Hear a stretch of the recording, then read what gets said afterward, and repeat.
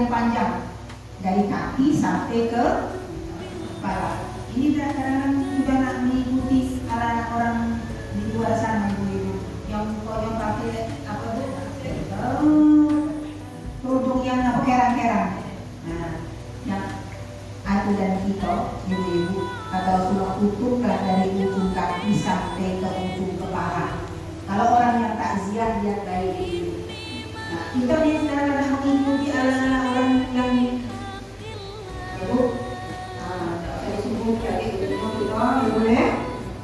Nah, niru rakyat wanti ibu-ibu ya. Padahal ada ketentuan kita, yang ajaran kita yang dibawa Rasulullah Sallallahu Alaihi Wasallam. Terus ibu sedekahkan sebagaimana kita orang sholat, tangan kiri di bawah, tangan kanan di atas. Terus jangan lupa kalau ruangan kita duduk diwangi-wangi, biasanya ada yang pasang tuh lupa, ada yang pakai apa semprot itu pewangi.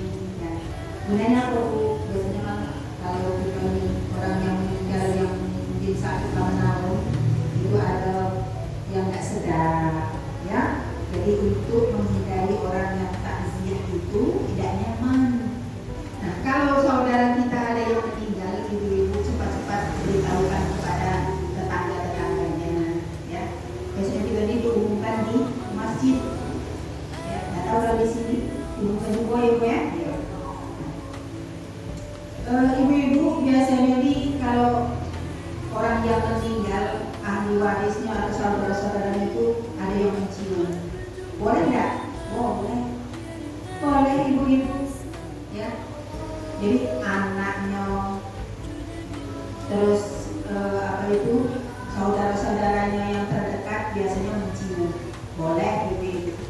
Bahkan ibu, ya, ada beberapa hukum mencium jenazah. Yang pertama boleh, bahkan sebagian ulama adalah menyebutkannya sunnah, ya, jika jenazah tersebut merupakan orang yang soleh, ya.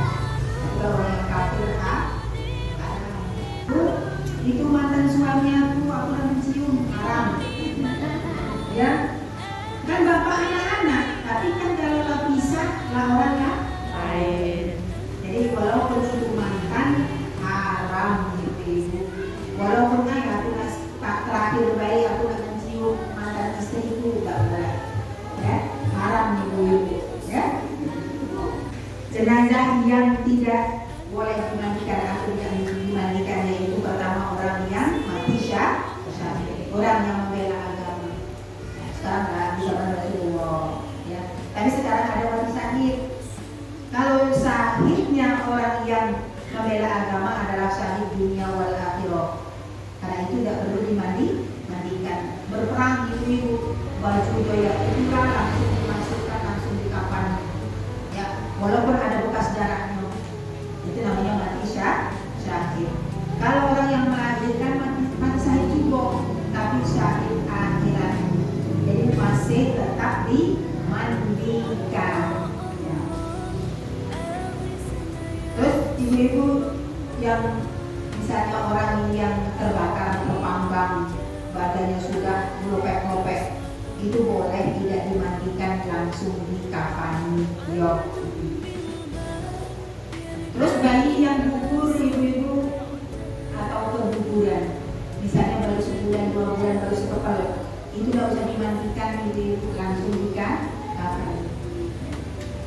Yang dipersiapkan ibu-ibu sebelum kita memandikan, yang pertama air, ya, air yang mutlak, yang suci lagi mensucikan. Sama walaupun orang meninggal, air yang suci, jangan air yang bekas. Air mutlak. Biasanya ibu lagi siapkan ini untuk air yang bersih, ini untuk air sabun, ini untuk air wangi-wangian atau garos atau apa bu, cendana, ya. Nah, itu dipersiapkan dulu. Jangan ibu-ibu nak mandi ke mayat, baju belum ada, mayat sudah ke cancang. Nah, jadi dipersiapkan dulu airnya. di darahnya, gayungnya, ya, terus sarung tangannya. Kita buat pakai sarung tangan ibu-ibu. Ya, kalau yang jijik. Tapi kalau orang tua dewek, anak kita dewek, kok jijik bu? Yang sebagai apa tuh yang khusus untuk margoninya. Ya, yang tengah itu nanti untuk margoninya, yaitu yang sekokinya. Bukan orang lain ibu-ibu, anak kita dewek atau dulu kita terdekat. Ya, masa petugasnya, petugasnya itu cuma atur banyak. Ya, kain basahan, ibu, anduk, gayung. Kalau ada tempat pemandian siapkan dulu. Kalau dekati tempat pemandian, kilo-kilo siapa yang memandikan. Minimal 5 wong ibu-ibu, yang tua yang mirani ibu-ibu, yang 3 duduk untuk mampu.